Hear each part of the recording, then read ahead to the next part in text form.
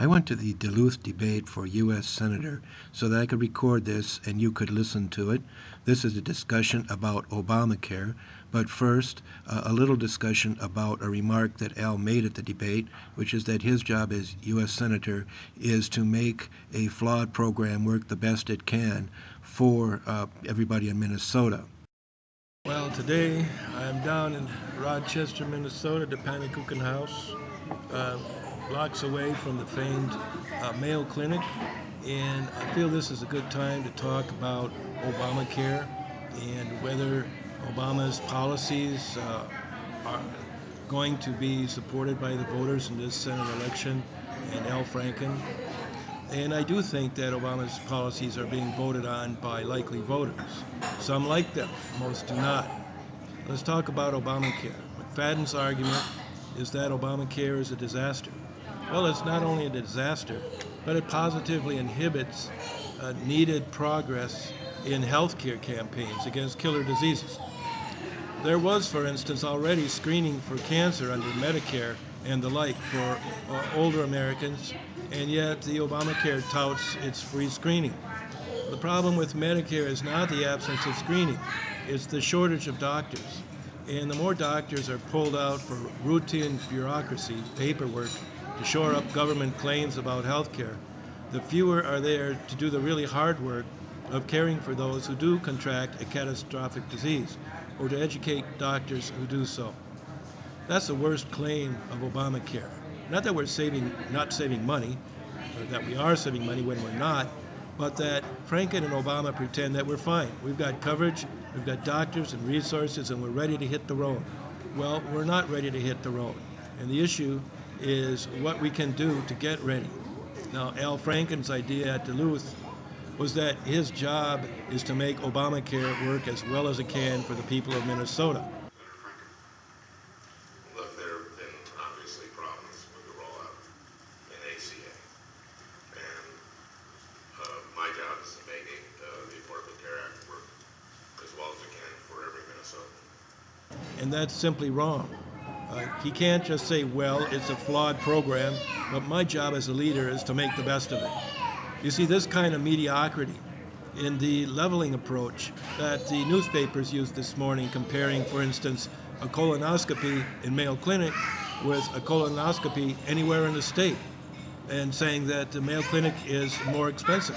Well, it's sort of like opinions are like colonoscopies. Everybody's got one, like they're all the same. Well, they're not. And Mayo has been able to charge more because of its service. Its medicine is better. I truly believe a colonoscopy at Mayo is better. It's not just a test, it's a treatment program for cancer. And the level of its thoroughness, its trustworthiness, indicates it's a part of a real treatment program. It has better equipment, better doctors, they're more conscientious, more experienced, and they've had far better outcomes. And that's why people come here. So it shows us part of a real treatment program, or at least it should be justified by that. And I understand that they're trying to address some of these issues of cost as well. Another example of excellence in healthcare is this brilliant work that we're using to fight breast cancer. It's absolutely amazing the level of intensity, of enthusiasm with which the community attacks breast cancer. These women, you want them on your team in this fight. And I've been called in at 5 in the morning to stand with other American Cancer Society people for Care 11, kicking off Breast Cancer Awareness Month too. But like Mayo, we need to learn from our successes in fighting this disease, and it should strengthen our faith as well. It's a real war. They call it fight like a girl. So this is the kind of approach that we need to replace Obamacare with. Let's stop the game playing that Obamacare is this great campaign against health problems. It's not. It's a bureaucratic bookkeeping. How we're fighting breast cancer, it's the same way. You learn from your experience. Mayo is an example of what can be done when you pull out all the stops. You go for excellence, for maximum knowledge, maximum best practices, and actual leadership in the field. It's what's made American medicine great. It's not just experience in many areas of medicine. It's not just data, it's what you do with it. It's how it changes your practice to account for the new insight and knowledge. And you're not going to get that through Obamacare. Now, Betty McCollum told me they already have BCEP, the National Breast and Cervical Cancer Early Detection and Treatment Program, in Obamacare, but they don't. That's another program that was already there. Obamacare was a bureaucratic afterthought, and it's a bureaucracy. Now, in order to really deploy our medical resources effectively to save lives, we need the private sector, and insurance is not enough. Obviously, it just opens some doors. When people are dying for want of insurance, for instance, is unacceptable. And that's what EMTALA is there to address. EMTALA is the Emergency Medical Treatment and Labor Act, and they say it's an unfunded mandate. Betty McCollum said that the free riders or freeloaders on EMTALA were the big problem why we had to have Obamacare. And I had thought that they were trying to do something compassionate, but really they were trying to do some bookkeeping, trying to get money out of the proverbial turnip that you can't get money out of. Well, EMTALA, Emergency Medical Treatment and Labor Act. Now, what does the emergency room do? I've been to the emergency room. There's a lot of times that people, especially without regular checkups, don't know that they have or are at risk for killer diseases. So EMTALA can be part of a network, and clinics can be part of a network that helps us attack these killer diseases and get these kind of efforts like the Breast Cancer Awareness Month going, so we can get behind the medical practice and push forward to defeat these kinds of conditions. Now, the fact that EMTALA is unfunded is a little misleading, because they're basically operating, emergency rooms basically are just screening for and handling emergencies, and that's very important. But if you don't have an emergency, then they just refer, and they charge more, but that's because they're equipped for emergencies. They say it's an unfunded mandate, but that assumes that the government should pay for everything. And the reason people object to Obamacare is they pretend the government's paying for everything, and they're not getting everything. They're really not getting anything more than a bureaucratic afterthought, and they're not going to get any, and they're going to burden the businesses so much that we're either going to be pushed to socialism, as some say Obama wants, or we're going to fall way behind economically. And that gets people like McFadden upset, gets me upset too. It should get all of us upset. Now, I believe, in addition to the fact that we need private resources, we need people to be able to pay for places like Mayo, that our medical system is not, as Franken claims, ready to hit the road, because they've worked out some deals with insurance companies. And that is, I think, the most important issue. It is unacceptable that it is merely working as well as it can. By definition, everything works as well as it can. And we need to get back on the road to victory. Learn from excellence, learn from the enthusiasm and the fight that we have in the community to attack these healthcare disparities. And let's help them, let's support them, but let's not bind up the whole healthcare system into an expensive, bureaucratic boondoggle. I'm Steve Carlson, reporting from near Mayo Clinic in Rochester, Minnesota, and I approve this message. Let's talk about the Affordable Care Act. It has withstood dozens of challenges in Congress. It's withstood the scrutiny of the Supreme Court, and it is currently the law of the land. Is this a settled issue, or in your opinion, where should we go from here? Mr. McFadden, let's start with you. Roger, thanks for the question. We have a healthcare issue in this country. I know that as a businessman, but I guarantee you that Obamacare is the wrong answer. It is a train wreck, and that's quoting a Democrat, Senator Max Baucus. And this train continues to wreck. And L. Franken was the 60th vote for Obamacare. We wouldn't have this disaster but for L. Franken. And what frustrates me to no end is that this policy was implemented based on lies. It's the largest domestic policy initiative in a generation. And it was signed, nobody read it.